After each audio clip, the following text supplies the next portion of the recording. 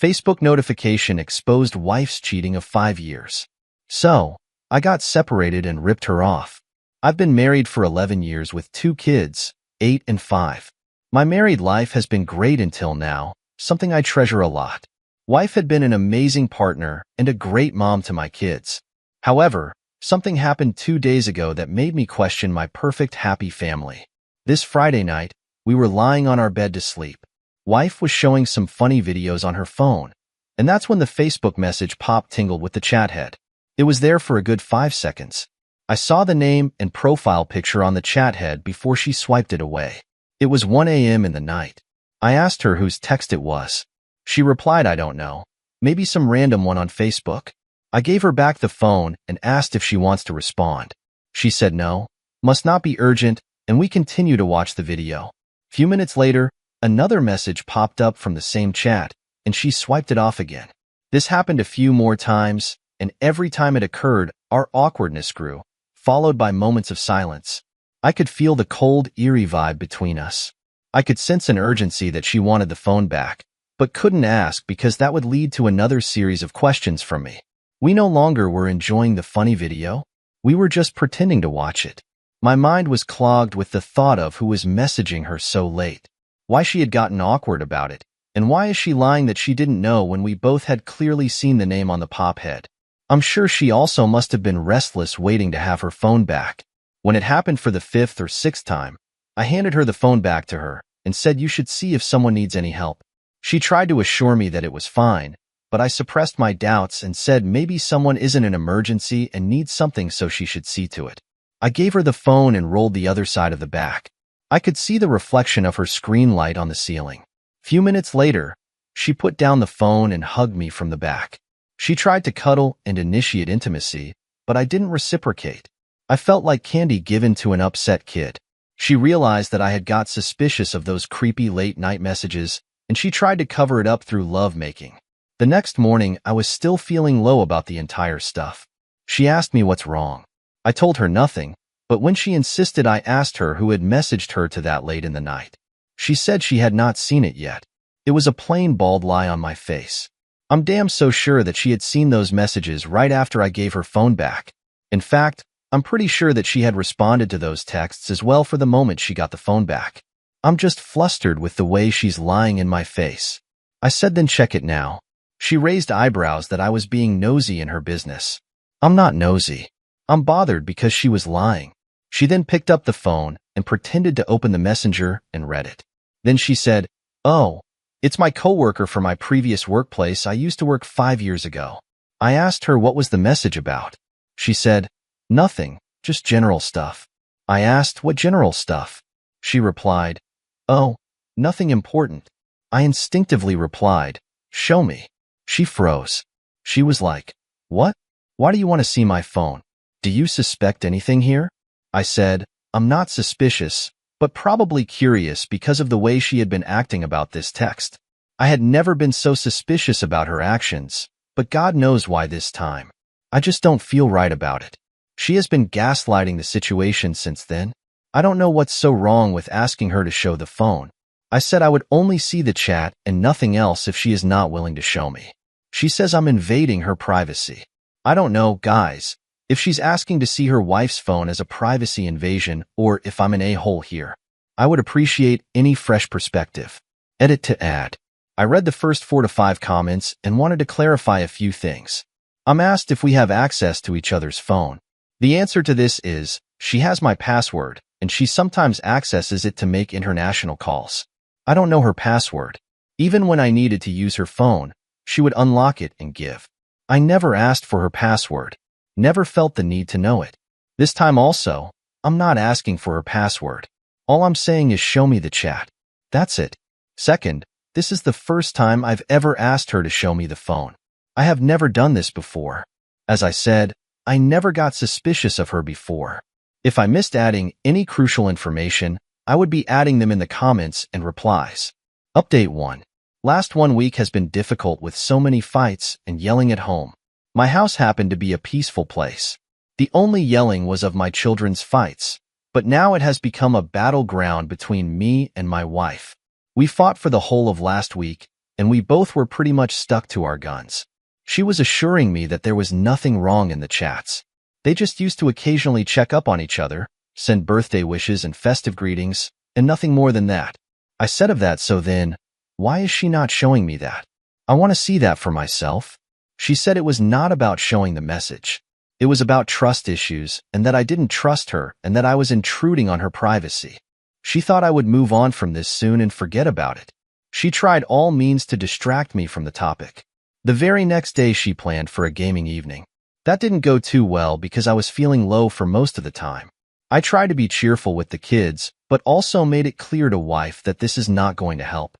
Then 2 days later, she announced at the dinner table that we were going for a 3-day camping trip to freshen up. I understood her tricks and said I was busy and would not be able to make it at such a short notice. The kids had their exams this month.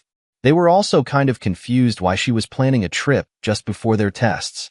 When none of her tricks worked, she finally agreed to show the chats. But she laid some ground rules that I wouldn't check anything else and asked no questions. I said I won't check anything else, but cannot promise that I won't ask anything.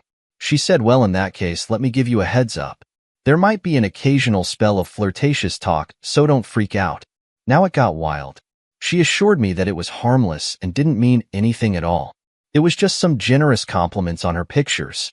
I said, sure, I don't mind any innocent flirt.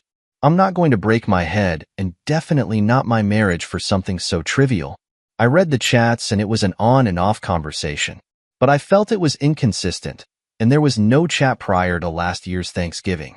I asked what happened to the previous chats because she had known him for 6 or 7 years. He was her colleague from work. She said she deleted it. She claims she deletes her chats every few months. I asked what was the logic behind that. She said nothing, just like this. I wanted to check other chats to see if she deleted them too, but she reminded me that I promised I wouldn't check anything else. So I had to adhere to the rules.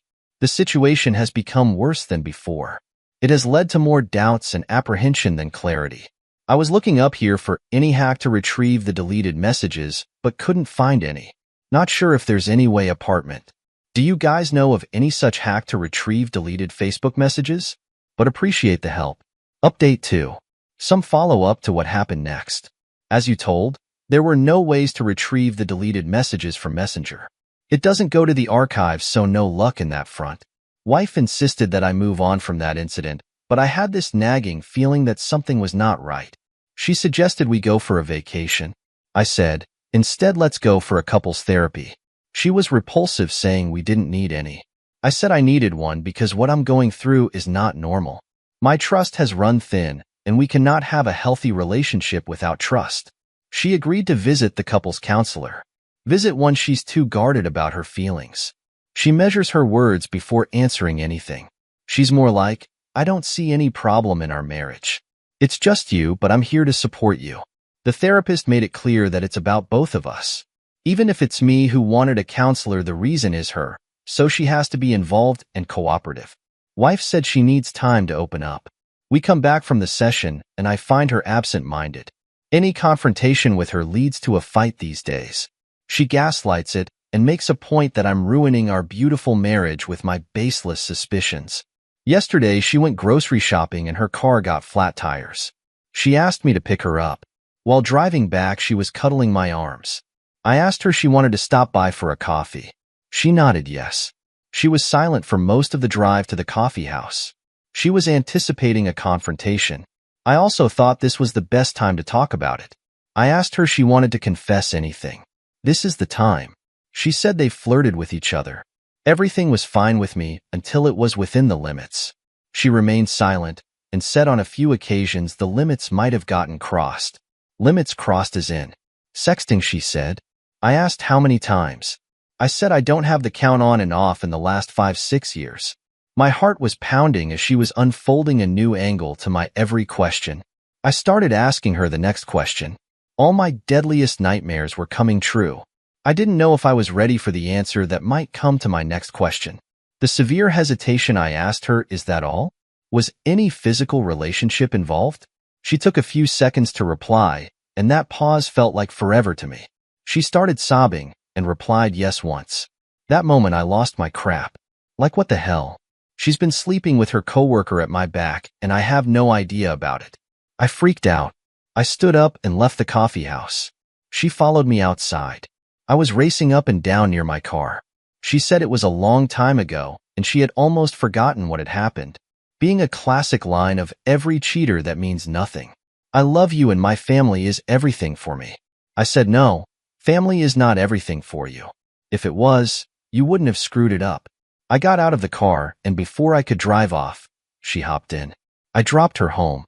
She insisted we have the discussion in her bedroom, but I was done talking to her. I went to the bar and sat there until midnight wondering where did I go wrong to deserve this betrayal. I haven't been home for 2 days. She's been calling me nonstop to have a conversation, but I have hung up on her. I'm not sure what I'm going to do next. I'm absolutely clueless. I couldn't fathom this to be physical cheating. To the extreme. I imagined it to be emotional cheating, but now what do I do? Dang, this is hard. Update 3. More updates on my situation. 3 days after that confession, I got a call from the therapist. She asked me if I was going to join my wife for the session. I said no, I'm done with it, and I'm in no mood to repair this relationship. She said wife was there and was waiting for me so that she could come clean of her guilt. I said let her go to hell with her guilt and hung up. That same day I went home. She asked my wife to go to the counseling session. Don't I want to work on her marriage? I said no and moved my essentials to the guest bedroom. She insisted that we seek therapy and work on this. We have 2 small kids and for their sake, we should put in an effort. I shooed her away and didn't talk to her for more than a week. Meanwhile, I sensed that my home was getting colder. My children were silent, which was very unusual for their behavior at age. They quickly noticed that I was sleeping in the guest bedroom and not talking to mom. They questioned me about it, and I gave some BS reason, but the problem was me. I was stalling it. I was delaying making a decision. I realized we cannot live like this. It's either I have to heal and forgive her, or I should separate and move out. Hanging in between was the worst for the kids. I decided to go over a couple therapy before making my next move. It was intense for both of us. I tell you, whatever happened until now was not at all. I got to know the complete truth, and thankfully so I attended the session. It helped me make a decision.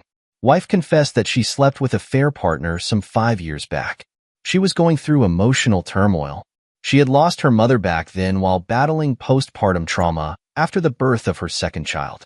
Second pregnancy and delivery was difficult for her, and losing her mother just after that made the situation worse for her. Though I remember having her back and doing everything my means to support her at the time. She claimed she needed a place to channelize her turmoil. She could think of nothing better than cheating. It happened in this way. He congratulated her on her second child. Then she told him about her mother's demise, and he lent his emotional support. She opened up to him about her postpartum turmoil, and they got engaged in sexting. Then I went for a week-long trip, and they slept. That was the first time. Guilt kicked in for both of them, and they ghosted each other. She got no contact for more than a year. Then a messenger on Thanksgiving, and things got heated up again. They slept again, and then stopped talking after that. This happened 6 times in 5 years when they flirted, sexted, slept, and ghosted. So this Facebook notification was the start of the next cycle, and they would have ended up in bed soon if I didn't see the notification that night. She cried and said nothing. Unlike last time, my emotions took over my anger, and I cried like a helpless child. I felt like a gush of emotions flowing out in the form of tears. She pleaded with me to forgive her, and that she would never talk to a affair partner and would never cheat on me again. I didn't say anything, but I have made another appointment with the therapist, and this time I would be visiting alone. Now that I know that it is not a one-time thing, I'm pretty much clear on what I want to do. We are still in our late 30s and have a couple or more decades to go. I don't want to be with a person whom I cannot trust blindly. So yeah, I'm gonna file for the separation soon. Update 4. We're in the middle of separation. It's a tough time for the family, especially the kids, but we have to do this, even for the sake of our children. We have been living separately since that day. She has offered me all sorts of options as trade-offs for divorce, the extreme of which is I can sleep with whoever I want, and she wouldn't question me for that. I can have a mistress or an affair for a year until I assure her I'll come back to her and won't divorce her. It felt gross. That's not my idea of being married. I said I prioritize loyalty over everything else. I was loyal in my marriage, and if I have to do what she's offering, why do I have to be ready to her? I said separation is inevitable, but if she really wants to repent or do something for me, she should let me go without being greedy. We would be co-parenting our children. I have offered her to live in our house with the kids, so there's minimal change in the children's life. I have seen a place for myself, a tiny one for my single self, but it would take a month to get the possession. Until then, the guest bedroom is my den. We have spoken to the children about the separation and enrolled them for therapy. We are seeking counseling as a family and as individuals to be able to cope with the changing dynamics. It feels terrible to be separated from my children, but I think that's the best for all of us. They have seen us fighting and yelling at each other, and that's not a pleasant sight either. Seeing their parents living separately is heartbreaking for them, but soon they would understand that it's for everyone's good when they see us as happy individuals. We'll update the thread as the situation progresses. Update 5. It was not as easy as I thought. The day I was moving out was quite a disaster for me and my family, including SDBX's wife. I was anticipating this to be hard, but since I was living with them, I didn't realize it to be this hard. There was too much crying and emotions burst out. SDBX's wife tried until the last to talk me out of the separation, but it was off the radar. I packed up and took my children to the menu place. This was to make them understand that they had two houses, and Dad is still here for them, even though living apart. When I was leaving, she hugged me and cried. I'm still mad at her, but I let her cry on my shoulder. She says she also wanted to come to my new house. I said she's not welcome there.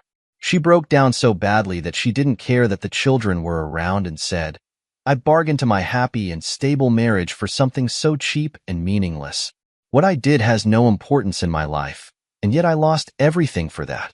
I said I understand the pain and helplessness she's going through, but she's the one responsible for this. No one, not even the affair partner, has any accomplice in her misery.